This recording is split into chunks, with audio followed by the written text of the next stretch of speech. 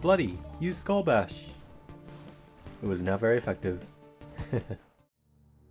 Hello everybody, my name is Bloody Elevator, and welcome back to Spiral Knights. And we need to craft a Phantamos today. It's like a Valiance, but it does shadow damage, which could be useful to us later on. Apparently it's called the Phantamos, not the Phantamos. Why did I think there was a second S in there? Oh well, let's learn the recipe line for the Phantamos. That being the Shadow Blaster, Umbral Blaster, and lastly, the Phantamos itself. I've already had a blaster made just for this weapon.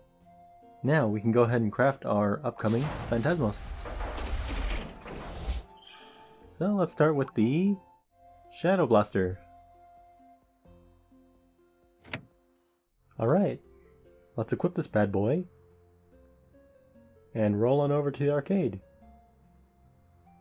Let's go and see how well our brand new Shadow Blaster can do against these slimes that I found in the rank mission Sewer Stash. That's not bad. It does a pretty good job of dishing out shadow damage against slimes. Now I chose to make the Phantamos instead of the Sentenza because while it might be slower than the Sentenza, it does do more damage. Bloody, use Skull Bash! It was not very effective.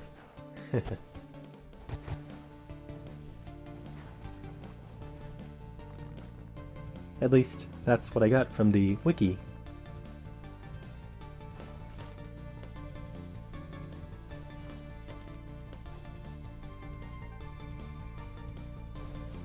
The Shadow Blaster did an alright job against these slimes. Now let's go get this thing ready and heat it up to level 5 so we can upgrade it.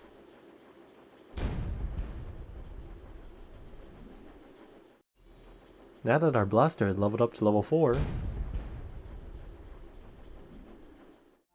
let's go and level this thing up one more time.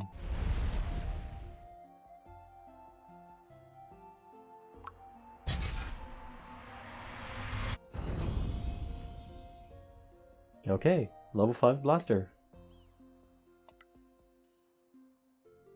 Let's remove it and get crafting. One upgraded blaster coming right up.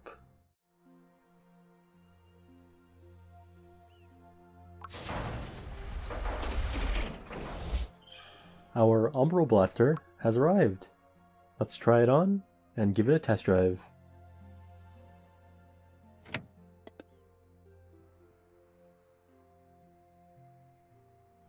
Let's try to mix it up a little and do our weapons testing in a slightly different place. In this case, the Starlight Cradle.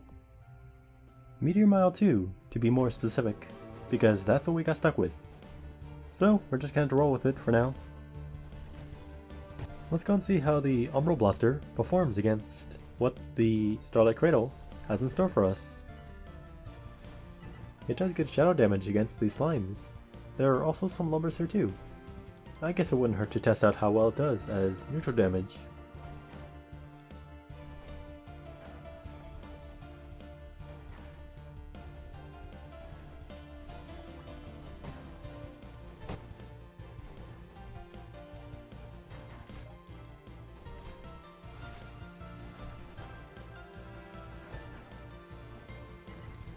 Well, now that these slimes are done and dealt with, now we just have to kite these lumbers with some neutral damage.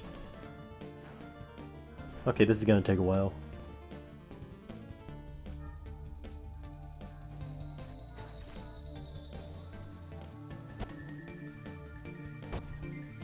Well, the Umbral Blaster damage is pretty great against slimes.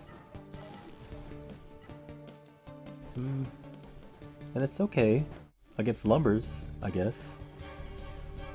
Time to go heat this thing up some more off screen, and then we can head back to the Haven and finally begin upgrading this thing to its final form. One quick trip to the Firestorm Citadel later, and we got our level 9 Umbral Blaster.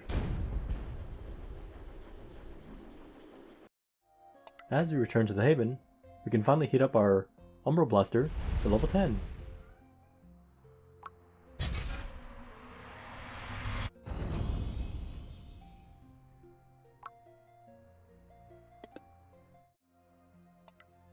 And now, we just remove it.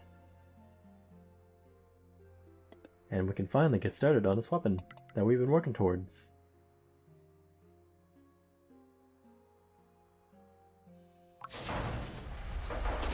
And there's our Oh, it got a unique variant. What did it get? A low damage bonus against slimes? Aw, I wanted a low damage bonus against fiends. Well, we'll just have to accept it for now. And there it is, our Phantamos. Let's equip it and give it a try at the firing range in the arcade. Originally, I wanted to try out this weapon in the Operation Crimson Hammer DLC because of the number of gremlins, as that was what I talked about earlier in the Grim Repeater video. The pushback of the charge attack is real decent, but I found it better to test out the Grim Repeater against Xeris because of its high damage per second. So instead I'm going to be testing out the Phantamos against the Royal Jelly Boss. Even with just the Phantamos, the damage that I'm dealing against the Royal Jelly Boss is pretty nice.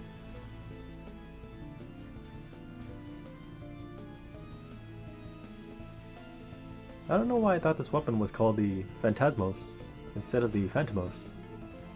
I guess I'm thinking of the word phantasm when I think of this weapon. That's probably where I got the extra S from.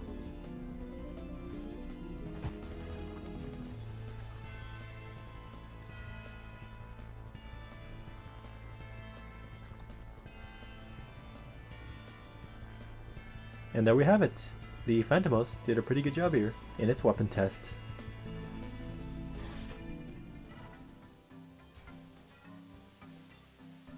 It's a welcome addition to the arsenal.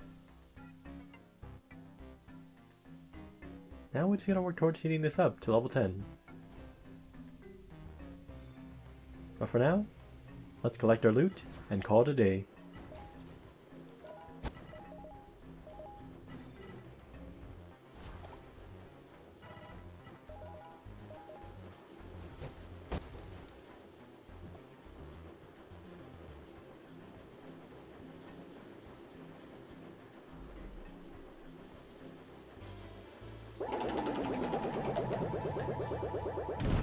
And that is all to share with you for now.